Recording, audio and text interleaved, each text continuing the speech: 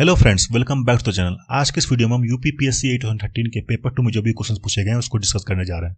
तो चलिए स्टार्ट करते हैं।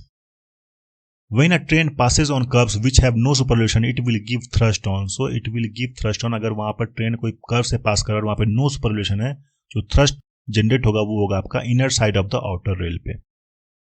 Next, a scissor crossover between two parallel railway tracks contains. तो अगर वहां पर सीजर क्रॉसओवर बना गया है, दो रेलवे लाइन पास कर रही है, तो जो वहां पर क्रॉसओवर बनेगा वो क्रॉसओवर बनेगा आपका diamond crossover. Next, runway length required under standard condition is 1500 metre. The actual elevation of the site is 1100 metre above mean sea level. Runway length corrected for altitude will be. सो आपको runway length का correction जो होता है वो होता है आपका basic runway length is increased by 7% for every 300 metre rise above mean sea level. Okay, तो मीन सी लेवल यहाँ पर जो है आपका 1100 मीटर दिया हुआ है और बेसिक रनवे लेंथ 1500 मीटर दिया हुआ है। तो करेक्शन के लिए आपको 1500 इंटू 7/100 इंटू 1100/300, क्योंकि 300 के आपका for 7% for every 3 metre rise correction करना पड़ता है। Okay, increase. तो 7/100 into 1100/300 equal to 385 metre. So corrected runway length जो होगा वो आपका 1500 प्लस 385 इक्वल टू 1885 मीटर हो जाएगा। Next question, based on spot speed data, which speed is used for geometric design of roads? So for geometric design of roads जो है हम जो कंसिडर करते हैं वो 98 percentile। next, the rate of the rise or fall of the road surface along its length is called the rate of rise or fall of the road surface along its length आपका कहलाता है gradient। along the cross section वो कहलाएगा आपका superposition, but along the length जो है वो आपका gradient कहलाएगा। Okay, next, as per IRC, it is considered appropriate that roads in rural areas should be designed for। तो road in rural areas जो है वो डिजाइन किया जाता है as per IRC 10 to 15 years के लिए। Next, relation between gradient and camber in case of road is। तो relation between gradient and camber में जो होता है वो होता है आपका C equal to G/2। Okay, means the gradient and camber are interrelated for each other with the following relation, that is Z equal to 2 into C। Next, horizontal alignment in mountainous countries conditioned by. तो horizontal alignment in mountainous country जो है वो होता है आपका कैसे, drainage structures. Next, the main function of fish plate is. तो fish plate जो हम रेल्स में प्रोवाइड करते हैं तो उसका मेन फंक्शन होता है आपका to join the two rails together. In railways most severe gradient is. So in railways most severe gradient जो होता है वो होता है आपका pusher gradient. Next, the transition curve used in the horizontal alignment of highways as per IRC recommendation is। so in highways as per IRC recommendation the transition curve जो हम provide करते हैं for horizontal alignment वो होता है आपका cubic spiral। next, for sandy soils the most common method of stabilization is। so most common method of stabilization in case of sandy soil जो होता है वो होता है आपका soil cement stabilization। next, the station which is selected close to the main triangulation station to avoid intervening obstruction is known as। so ये station कहलाता है आपका pivot station. Next, a tape of length L and weight W kg per meter is suspended at its end with a pull of P kg the sag correction। तो sag correction का जो formula होता है वो होता है आपका LQ/W² divided by 24P²। Next, Theta1 and theta2 are the angles of elevation from A to the top and bottom of a vertically held rod of length S at B। The horizontal distance AB will be। तो horizontal distance AB calculate करने के लिए जो formula होता है वो होता है आपका S divide by tan theta1 minus tan theta2। Next, the radius of simple curve is 300 meter and length of the specified chord is 30 meter। the degree of curve is। so degree of curve हम कैसे निकालेंगे, degree of curve का formula होता है for 30 meter chain 1719 divided by r। so यहाँ पर r जो है आपका दिया हुआ है 300 मीटर। so 1719 divided by 300 equal to 5.73 degree. so option 1 will be the correct one। next, shift of circular curve is given by। the shift of circular curve का जो फॉर्मूला होता है वो होता है आपका L²/24r where L is the transition curve and r is the radius of circular curve। next, the multiplying constant of a tachymeter is given by। तो multiplying constant जो होता है वो होता है आपका F/I। जो tachymetric सर्वे डिस्टेंस होता है उसके जो फॉर्मूला होता है D = KS + C, where K क्या कहलाता है, K कहलाता है आपका मल्टीप्लाइंग कांस्टेंट और C कहलाता है आपका एडिटिव कांस्टेंट। के की वैल्यू होती है एफ बाई आई और सी की वैल्यू होती है एफ प्लस डी जो यहाँ पर दिया हुआ है, that is additive constant.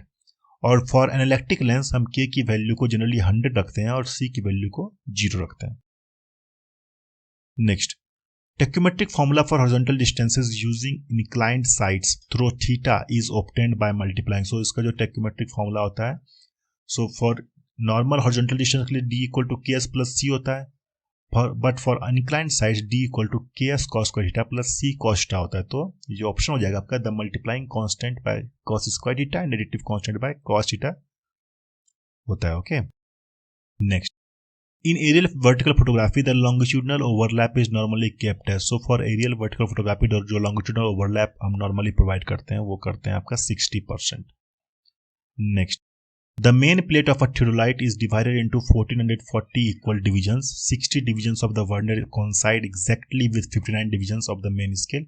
The least count of theodolite is, least count हम निकालने के लिए जो least count खोलना क्या होता है वो होता है आपका s by n। Okay, so total division on main scale आपका 1440 दिया हुआ है, तो length of one division s की वैल्यू जो है आपका वो 360 डिवाइड बाय 1440 हो जाएगा। तो s हो गया, n आपका 60 हो गया, 60 डिवीजन दिया हुआ है, तो 360 by 1140 into 360 divided by 60, that is आपका 15 minute will be the answer. So option 3 will be the correct one. अगले क्वेश्चन पे चलते हैं।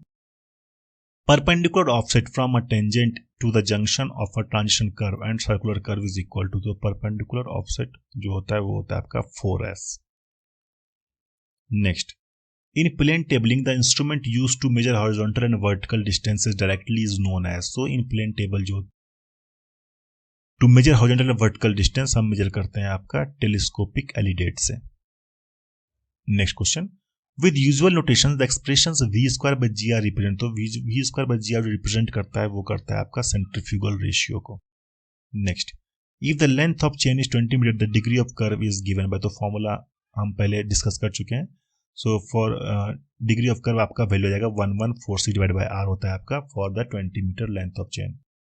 Next, if the image of triangulation station is RL 500 meter is 4 cm from the principal point of vertical photo taken from an altitude of 2000 meter above datum, the height of displacement will be, the height of displacement आपको निकालने के लिए जो relief displacement होता है वो formula होता है आपका RH2 divide by H minus H1। So R आपका दिया हुआ है 4 सेंटीमीटर, इसको मीटर में चेंज कर लीजिए, 400 पर minus 2 into 500 that is H। इसकी हाइट जो है वो 500 मीटर है और टोटल हाइट जो जहां से फोटोग्राफी की गई है वो है 2000 मीटर। तो इसको आप पुट कीजिएगा तो आपकी आ जाएगी 10 to minus 2 equal to 10 metre. यहाँ पे H1 की वैल्यू नहीं होगी क्योंकि ये ऑलरेडी यहाँ पर नीचे ग्राउंड पर ही है, तो यहाँ पे H1 की वैल्यू 0 हो जाएगी। आपका जो 10 mm will be the answer, so option 3 will be the correct one. As per IS code the length of one link in 30 metre chain should be, तो लेंथ ऑफ वन लिंक जो होता है इन 30 metre chain वो होता है आपका 20 centimetre. For 20 metre chain भी इसकी वैल्यू इतनी ही होती है, 20 सेंटीमीटर ही होती है। Okay, next, in plane tabling failure of fix occurs when, तो फेलियर ऑफ फिक्स कब होता है जब आपका the plane table is on the great circle. So in plane tabling failure of fix occurs when the plane table is on the great circle. Okay, next, in levelling the correction due to refraction में भी taken है, तो correction due to refraction जो होता है वो equal to होता है correction due to curvature divide by 7। Next, the length of long code in a circular curve is equal to, the length of long code in a circular curve की जो value होती है वो होती है आपकी 2r sin 5/2। यहाँ पर आपको सारा एंगल दिया हुआ है, फाई दिया हुआ है, डेल्टा दिया हुआ है। आप इसको बेसिक ट्रायंगुलर फॉर्मूला से भी आप इसको लेंथ ऑफ लॉन्ग कोड जो L की वैल्यू है बेसिक ट्रायंगुलर फॉर्मूला से आप निकालिएगा तो आपका वैल्यू आएगा 2r sin 5/2। The maximum rate of change of radial acceleration allowed on transition curve is, so maximum rate of change of radial acceleration allowed on transition curve की जो value होती है वो होती है आपकी 500 mm per SQ। Next, in a center triangle the equation of condition are, तो in a central triangle the equation of condition होता है वो होता है 3 angle condition and 1 side condition. Next, in case of gravity dam subjected to earthquake the hydrodynamic pressure variation curve is taken to be, तो hydrodynamic pressure variation curve जो लिया जाता है in case of gravity dam subjected to earthquake, आप देखिए यहाँ पर, तो ये जो कर्व आपका बन रहा है ड्यू टू हाइड्रोडायनामिक प्रेशर वो आपका बनता है पैराबोलिक कर्व। यहाँ पे इसके इक्वेशंस दिए हुए हैं. So this is the hydrodynamic pressure distribution of a gravity dam subjected to earthquake. Next, a hydraulic jump is formed when. तो hydraulic jump कब फॉर्म होता है? When a supercritical flow meets a subcritical flow. If the flood discharge for flowing in a river is 3600 meter cube per second, the perimeter as per Lecy's theory is likely to be. तो Lecy's theory हम जानते हैं कि weighted perimeter equal to formula होता है 4.75 under root q. तो आपको Q दिया हुआ 3600, यहाँ पे पुट कीजिएगा तो आपकी वैल्यू आएगी 285 metre. That is the wetted perimeter P. Next, the hydraulic failure of an earth dam includes the following. तो hydraulic failure of earth dam जो इंक्लूड करता है वो करता है आपका both 1 and 2 means overtopping, the wave erosion and the toe erosion and गलिंग.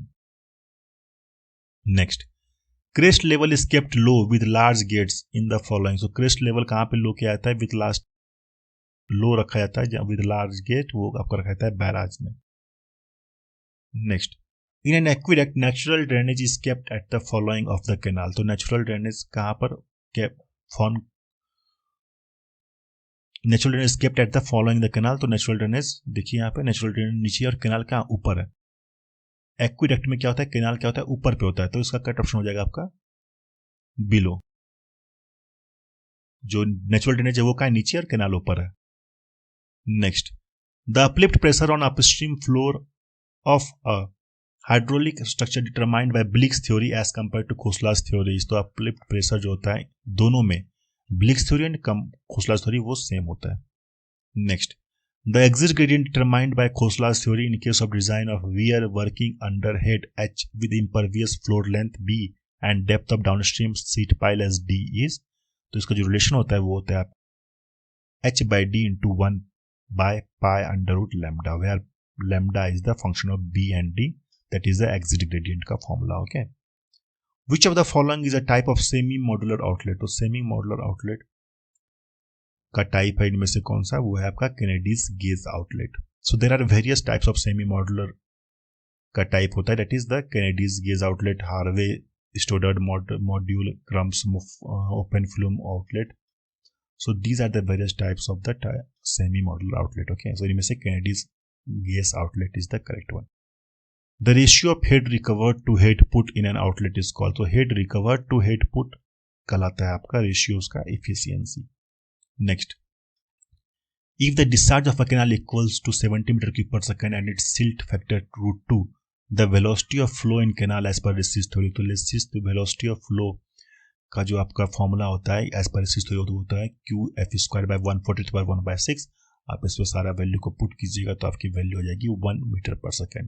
यहाँ पर की Q आपकी वैल्यू दी हुई है 70 और सिल्ट फैक्टर √2 दिया हुआ है, पुट कीजिएगा तो आपकी 1 मीटर पर सेकेंड आ जाएगी. यहाँ पर Lecy's के और भी बहुत सारे फॉर्मूले दिए हुए, that will help you to solve another type of questions. Okay, next, in a Sarda type fall the width B of a trapezoidal crest is given by. So B का जो फॉर्मूला होता है इन सादा टाइप फॉल वो होता है आपका 0.55 under root H plus D, where H is the depth of water and D is the drop of in bed level.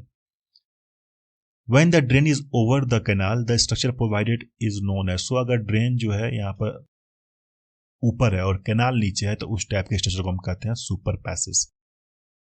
Next, for an annual flood series arranged in decreasing order of magnitude, the return period for a magnitude listed at position M in a total of n entries is.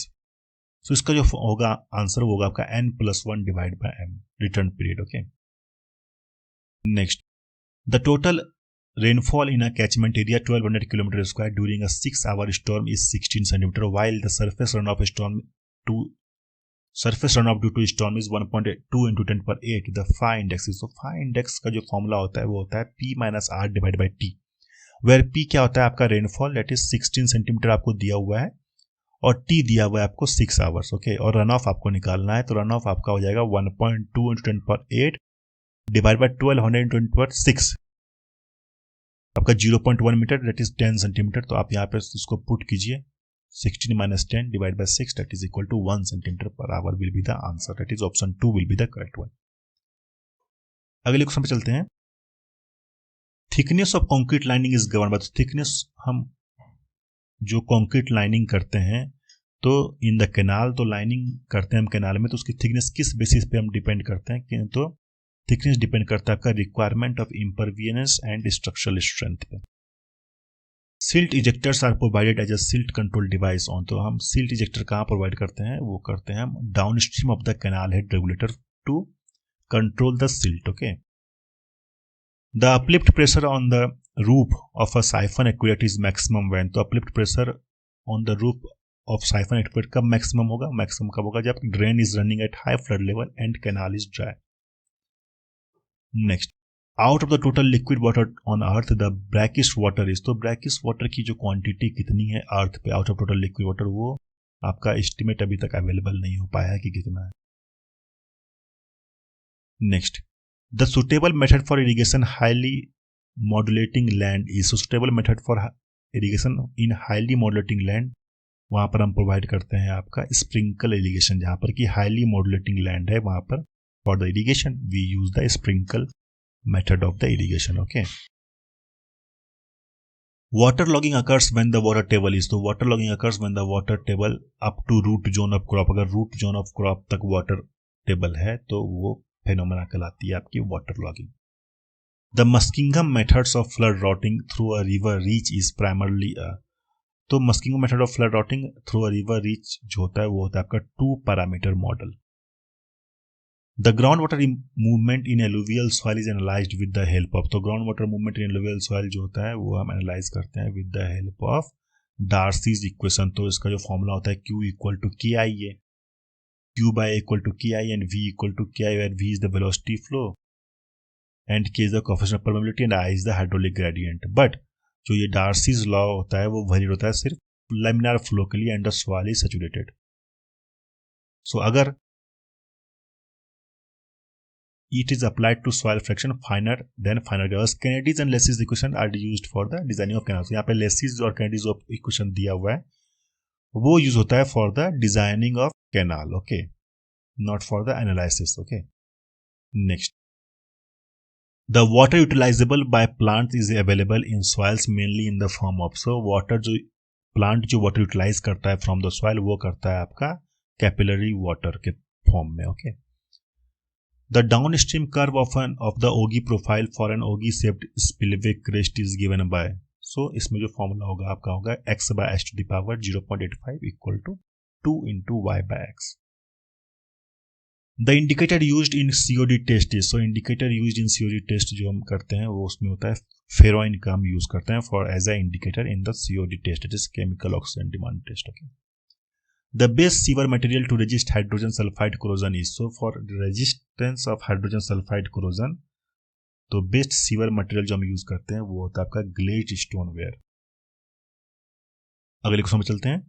The bacteria which में survive with और without free oxygen is called, तो with और without free oxygen अगर कोई bacteria survive करता है तो उस टाइप का बैक्टीरिया को हम कहते हैं फैकल्टेटिव बैक्टीरिया. और जो बैक्टीरिया सिर्फ ऑक्सीजन पे सर्वाइव करता है उसको कहते हैं एरोबिक बैक्टीरिया. जो विदाउट ऑक्सीजन पे सर्वाइव करता है उसको बोलते हैं एनारोबिक बैक्टीरिया. और जो दोनों पे सर्वाइव कर सकता है विद एंड विदाउट ऑक्सीजन उसको बोलते हैं facultative bacteria. The maximum depth of sedimentation tanks is limited to, तो maximum depth of sedimentation tank जो होता है वो होता है आपका 6 metre. Next, COD by BOD ratio of fresh water is, COD by BOD ratio of fresh water आपका equal to 1 होता है. The proportion of solids in sewage is about, तो proportion of solids in sewage, तो sewage में जो percentage of solids होता है वो होता है आपका less than 0.1. Next, disinfection of water results in, तो डिसइंफेक्शन ऑफ वाटर मतलब क्या होता है, डिसइंफेक्शन ऑफ वाटर मतलब होता है कि आपका killing of pathogenic bacteria. Next, on standard silica scale the turbidity should be limited to, तो turbidity should be limited to जो फॉर स्टैंडर्ड सिलिका स्केल वो आपका 10 ppm होना चाहिए. If the total hardness of water is greater than its alkalinity the carbonate hardness is equal to, तो total hardness of water अगर ज्यादा है alkalinity से तो कार्बोनेट हार्डनेस जो होगा वो इक्वल टू होगा टोटल एल्कलिनिटी के. Next, the DO level oxygen demand level in natural unpolluted water at normal temperature is found to be, so natural unpolluted water at normal temperature जो DO level होगा वो होना चाहिए आपका 10 milligram पर litre से कम. Next, the length of rectangular sedimentation tank the width B should not be more than, so for rectangular sedimentation tank जो उसकी विड्थ होनी चाहिए वो आपकी 4B से ज़्यादा नहीं होनी चाहिए। The colour of water, colour in water is generally due to, तो जो वाटर जो है वो कलरलेस होता है। ओके अगर उसमें कलर है तो वो किसके कारण है, वो आपके कारण है आपका डिजॉल्व इम्प्योरिटी है, उसमें जो इम्प्योरिटीज है उसके कारण उसमें कलर आता है वाटर में। अदरवाइज वाटर क्या होता है, वाटर आपका कलरलेस होता है। Next, a rectangular tank 15 meter into 6 meter into 3 meter has to treat 2 million liters of water per day. The detention time of the tank should be, तो detention time आपका जो होगा यहाँ पर होगा 3.24 hours. Zero hardness of water is achieved by, तो zero hardness of water हम achieve करते हैं किस मेथड से, आयन एक्सचेंज मेथड से। Next, in chlorination due to rise in temperature of water death rate of bacteria, so हम chlorination जब हम करते हैं तो अगर उसमें टेम्परेचर राइज कर तो डेथ रेट ऑफ बैक्टीरिया क्या होगा, वो इंक्रीज करेगा। Next, BOD of treated water should be, तो अगर पूरा ट्रीटेड वाटर है तो उसमें बीओडी जो है बायोलॉजिकल ऑक्सीजन डिमांड वो होना चाहिए आपका जीरो, दैट इज नील होना चाहिए।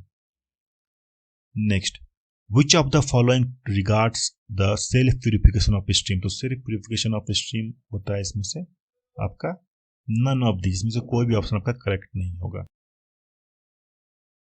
तो एट हायर टेम्परेचर, जो फर्स्ट ऑप्शन आपका हायर टेम्परेचर है उसमें क्या होगा, the activity of microorganism are more as they are being oxidise more, so ये ऑप्शन गलत हो गया। Okay, sunlight, thus at the higher temperature oxidation rate is more, so the self fusion rate. Okay, so sunlight में भी जो है sunlight has a bleaching action and it helps in photosynthesis of the some water-borne microorganism. They consume CO2 and release O2, therefore increasing the DO content in the stream. So self purification भी जो है वो increases with the presence of sunlight. Okay, so retards इसमें से कम जो है, कम इनमें से कोई भी ऑप्शन नहीं है। Which of the following is not coagulant? So इनमें से कौन सा coagulant नहीं है, वो है आपका SO2. The pH value of fresh sewage is usually, तो pH value of fresh sewage जो होता है वो आपका more than 7 होता है। For the COD test of sewage, organic matter is oxidized by potassium dichromate in the presence of, so organic matter जो है oxide होता है by potassium dichromate in the presence of sulfuric acid. After cleaning a slow sand filter, filtered water is not used for, so filtered water is not used for 24 to 36 hour. जब आपने slow sand filter को clean किया है तो up to 24 to 36 our तक आप water को use मत कीजिए। Most important source of water for public water supply is from, so for public water supply जो most important source of water है वो है आपका rivers. Next, water may not contain much impurities if its source is, so अगर water जो है वो आपका इस हिल स्लोप से स्प्रिंग से के थ्रू आ रहा है तो उसमें मच इम्प्योरिटीज, उसमें ज़्यादा इम्प्योरिटीज नहीं होती हैं। The most important water quality parameter for domestic use of water is, so most important water quality parameter जो है फॉर डोमेस्टिक यूज वाटर वो है आपका क्वालिफॉर्म ग्रुप ऑफ ऑर्गेनिजम्स। अगले क्वेश्चन पे चलते हैं। Hardness of water is caused by, hardness of water जो है वो कैसे होता है, वो होता है प्रेजेंस ऑफ CO3, SO4 और chlorides of calcium and magnesium. Next, a heavy stone is suitable for, तो हैवी स्टोन हम यूज करते हैं वो सुटेबल होता है किसके लिए, to the construction of retaining walls. Okay, quantity of gypsum in ordinary Portland cement, so ordinary Portland cement में जिप्सम प्रोवाइड करते हैं वो 3 to 4% तक प्रोवाइड करते हैं। सो इसका ऑप्शन जो है वो 3% यहाँ पर करेक्ट आप कर लीजिए। Next, The minimum depth of foundation below ground level for a residential building according to IS 1904 should be, the minimum depth of foundation जो होता है for residential building as per IS 1904 वो आपको प्रोवाइड करना पड़ता है 50 centimetre. Next, the minimum height of plinth of a building with respect to the level of the center of the road passing at its front or back should be, तो minimum height of plinth जो है of building वो आपको 30 centimetre provide करना पड़ता है। So plinth height may be 300 mm to 600 mm, but 450 mm is more common. For waterlogging prone and important building, the minimum plinth height is 600 mm होना चाहिए। Okay, so यहाँ पर 30 centimeter will be the correct one. The function of cleats in a roof truss is, so function of cleat in a roof truss होता है आपका to prevent the purlins from tilting. Okay, कहाँ provide करते हैं हम cleat, यहाँ पर देखिए cleat है, ठीक है। So cleat to prevent the purlins from tilting. Which of the following type of door can allow air circulation and privacy even when it's closed? सो ऐसा कौन सा टाइप ऑफ डोर है, वो जो एयर सर्कुलेशन भी प्रोवाइड करता है और प्राइवेसी भी प्रोवाइड करता है। जब ये क्लोज होता है तो ये कहलाता है आपका lower type of the doors. Okay, so यहाँ पे आपको उसकी इमेज दिए हुए हैं, ये आपका lower type of the doors है, जो कि एयर सर्कुलेशन इसके थ्रू क्या होता है, एयर सर्कुलेशन प्रोवाइड करता है और आप इधर से उस तरफ देख भी नहीं सकते हैं क्योंकि स्लोप पे प्रोवाइड किया रहता है ना, तो that is the lower doors. Okay, efflorescence in building is due to sulphates of, तो एफ्लोरेसेंस इन अ बिल्डिंग जो होता है वो होता है due to sulphates of calcium and sodium. So sulfates of carbonates of sodium and calcium leads to efflorescence, but not due to those of iron.